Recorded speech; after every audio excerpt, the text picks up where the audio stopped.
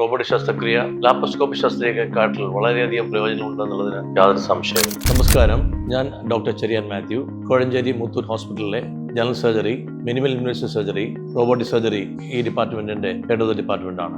Laparoscopy അഥവാ താക്കോൽദ്വാര ശസ്ത്രക്രിയ നമ്മുടെ ഹോസ്പിറ്റലിൽ 1995 മുതൽ നടന്നു വരുന്നു. അതിൻ്റെ പ്രയോജനങ്ങൾ വളരെയധികമാണെന്ന് എല്ലാവർക്കും അറിയാം. സാധാരണ ശസ്ത്രക്രിയയേക്കാൾ അതിന് വളരെയധികം പ്രയോജനങ്ങളുണ്ട്. വേദന വളരെ കുറവ്, ചെറിയ സുഷിരങ്ങൾ, എത്രയും വേഗം തിരിച്ച് ജോലിക്ക് പോകാൻ സാധിക്കും. ഇവയെല്ലാമാണ് ഇതിന് പ്രധാനപ്പെട്ട കാര്യങ്ങൾ.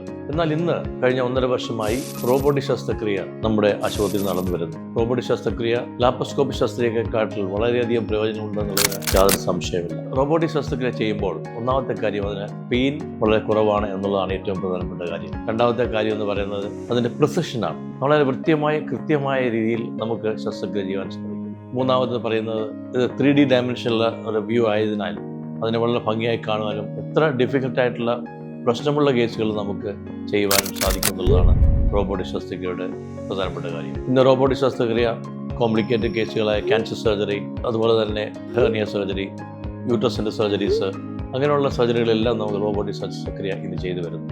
തീർച്ചയായിട്ടും റോബോട്ടിക് ശസ്ത്രക്രിയ ചെയ്യുന്നതുകൊണ്ട് രോഗിക്ക് വളരെ വേദന കുറവും വളരെ കൃത്യമായും വ്യക്തതയോടും കൂടി ചെയ്യാൻ സാധിക്കുകയും ചെയ്യുമെന്നുള്ളതാണ് ഇതിൻ്റെ പ്രധാനപ്പെട്ട കാര്യം. തീർച്ചയായിട്ടും റോബോട്ടിക് ശസ്ത്രക്രിയ ഒരു രോഗിക്ക് പ്രധാനപ്പെട്ട കാര്യമായി ഞാൻ കണക്കാക്കുന്നു.